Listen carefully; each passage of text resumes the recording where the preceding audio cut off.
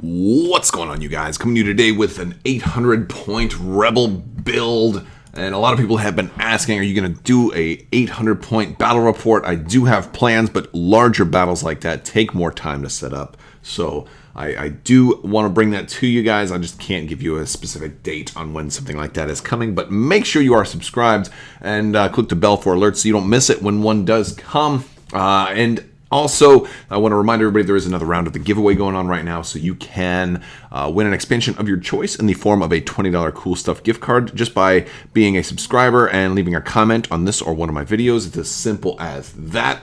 With that being said, let's jump right into this. Now, the Rebels have a really cool thing going on here in that to do a big build, you don't have to have 3 Star Destroyers. You don't necessarily have to have even that many big ships.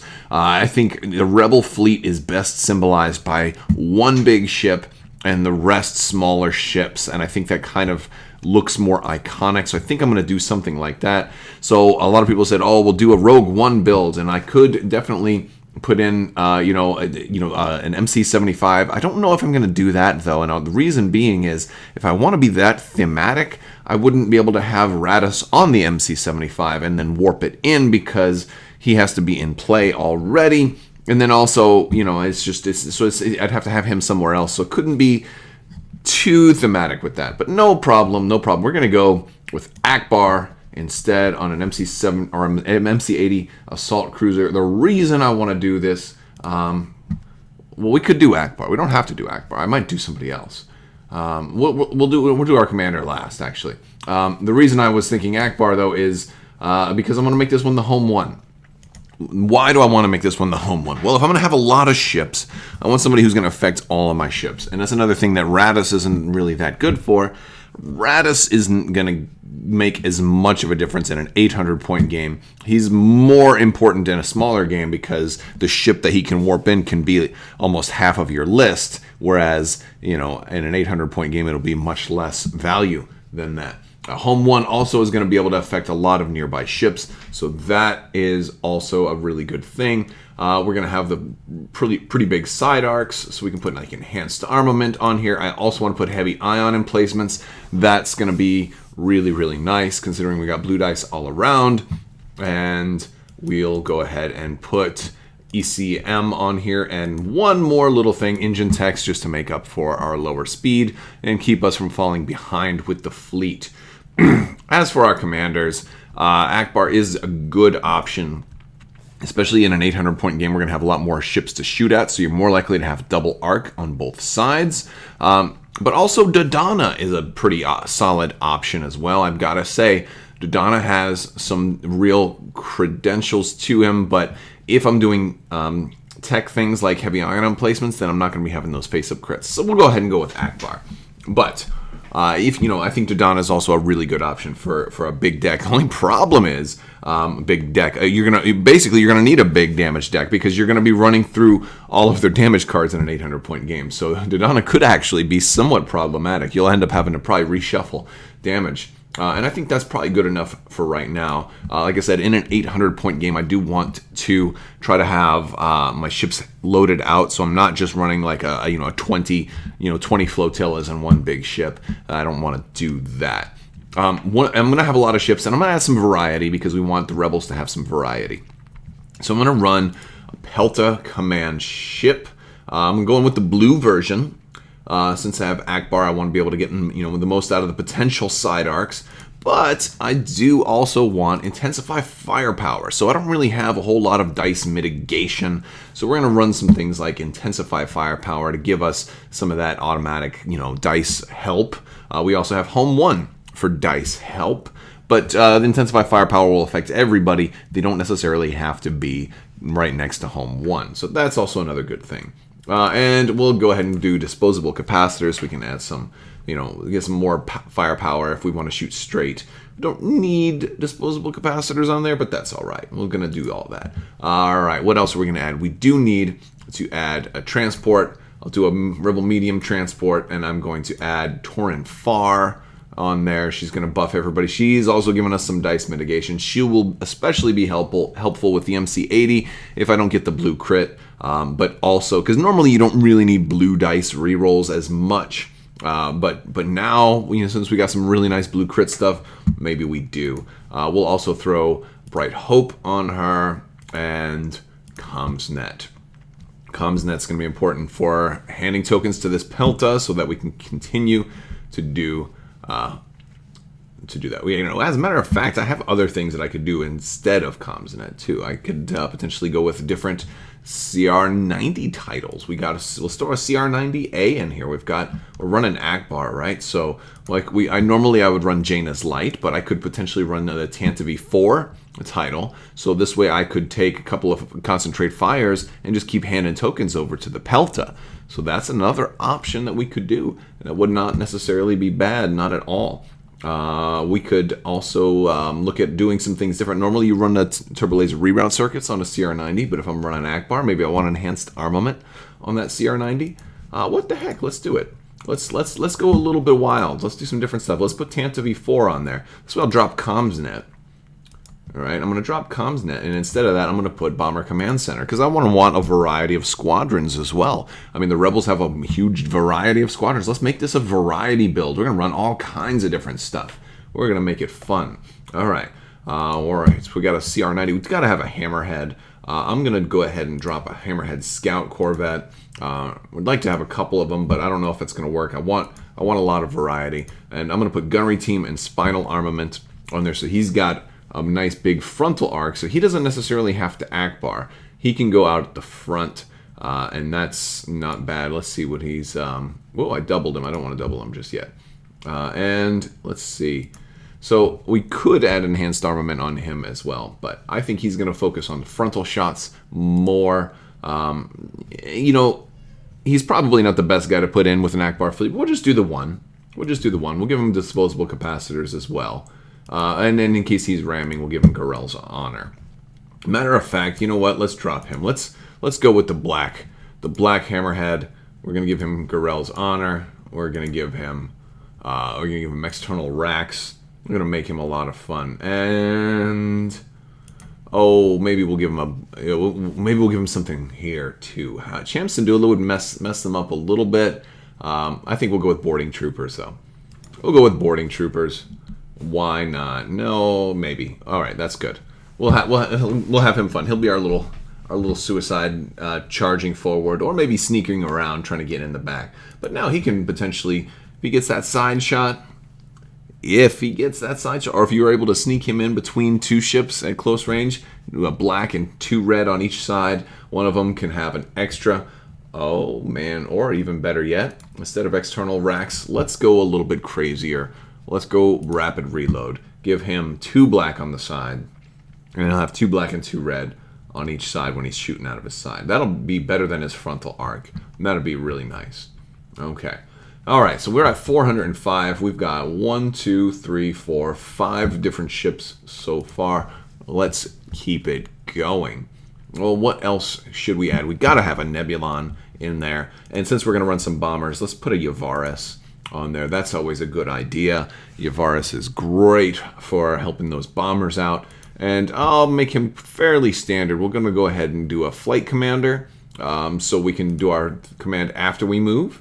And then we'll add a fighter coordination team. So after we move, we can move some squadrons, and we can do those things in either order. So the idea here is that you move. You say you're going to do your squadron command after you move. Then after you move, before you do your squadron command, you do fighter coordination team, put your squadrons in place, and then do your squadron command, giving them the double tap with Yavaris.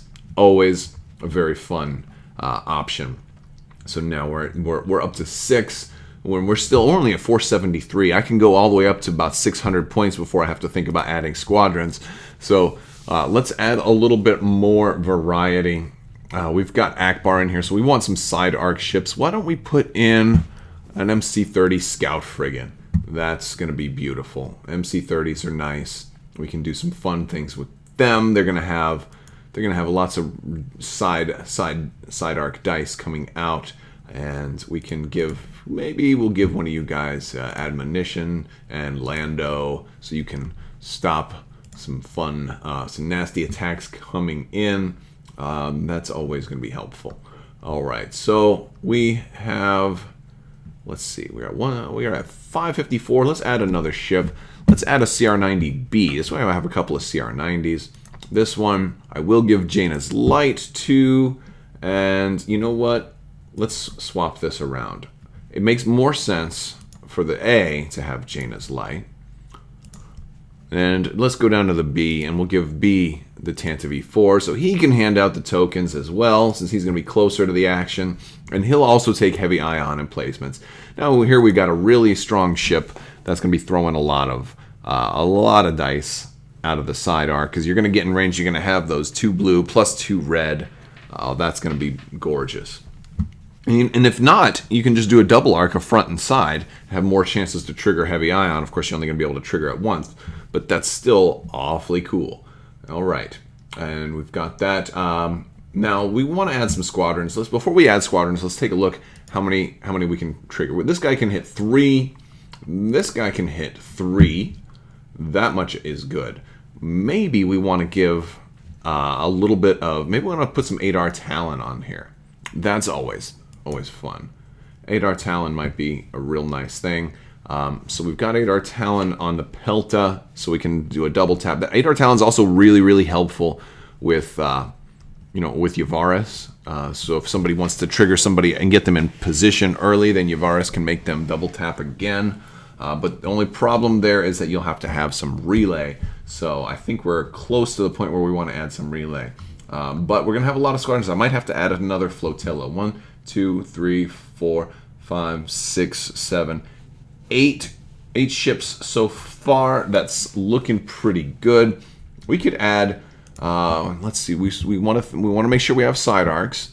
We could add an assault frigate. An assault frigate would be a really good way to kind of round out the fleet in this case. That would put us a little close to our max points. So the assault frigate here could just be maybe a generic assault frigate. I don't necessarily need much there. We could give him Gallant Haven. We could give him, enhanced armament. We could give him XI7s. That would actually be pretty nice. But I'm going to go, since we're draining shields with our 2 other heavy ions, I'll go ahead and give him enhanced armament. And we'll also throw on gunnery team to make him a nice Akbar style ship side shooter. That's really good. That's actually better than the scout frigate up here. I'm going to drop the scout frigate in place of the assault frigate. I like this one a little bit better. And then we can add a little bit more onto this guy and still leave a good amount of room for squadrons. We're going to add ECM there. And we could even do disposable capacitors. Do we want to do that? We can get an extra blue out of the side. I don't know if it's worth it, but I'm going to do it anyway. That much would be fun. Okay, now let's start adding squadrons. I got 170. It's an 800 point build, so that's fine. We could add over 200 if we want. All right, first thing I want to do is I need a couple of relay. And I hate that relay works this way, but even if they extended it to where it was just an extension rather than an unlimited range, that'd be great. But I'm going to put 3 VCX freighters in there, so this way I won't have any problem hitting relay with things like Yavaris. All right, that being said, now we can actually add all the stuff I really want to add. Well, first thing I'm going to do for variety's sake, I'm going to add A, B, X, Y, and I'm going to add 2 of each of them. I'm going to add 2 A wings, 2 B wings, 2 X wings, 2 Y wings. So we got A, we're going to add B, we're going to add X, and we're going to add Y. And we're going to double up 2, 2, 2, and 2. We get a good variety there. A-wings are good for going quickly, locking up, tying up enemy squadrons. X-wings are good for protecting everybody, specifically the Y-wings and the B-wings. B-wings are your best bomber. Y-wings are your cheaper bomber, and they're cheaper and they're all right. They're a little faster than your B-wings as well. So now we're at 773. We have a little bit more points. I would like to add some intel. And I think Jan is going to be good there. And then we could stop there. I'd also like to be able to add Luke Skywalker if we could, but I don't really see that happening right now because we only have 8 points remaining. I could drop a VCX, but I think relay is going to be better. In a case like this, I think having more squadrons is more important than just having Luke, because he'll be able to maybe take out one ship, but in a bigger 800-point game, his impact won't be as significant as he would be in a smaller game. So that being said, I've got 4. I have an even number, so 3, 4, 5, 6, 7, 8, 9, 10, 11, 12. 12 squadrons, not too bad. I've got some intel. I've got a little bit of variety. I've got some escorts. I've got some relay and strategics. I can move objective tokens around. I could stop at 292 for an initiative bid, which would be fine. And yeah, and I think that's going to do it. I think that's the build, guys. So let me know what you think. I'm going to, I'll put a link up to Ryan Kingston's Fleet Builder.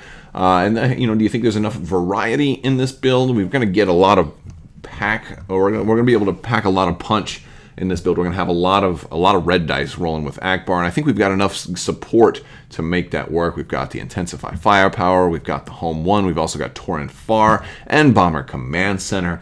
We've got only 4 bombers, so maybe we could change something out to add maybe drop an A-wing and then add an extra B-wing in place. That's 795. That gives us 5 bombers. That's a little bit better.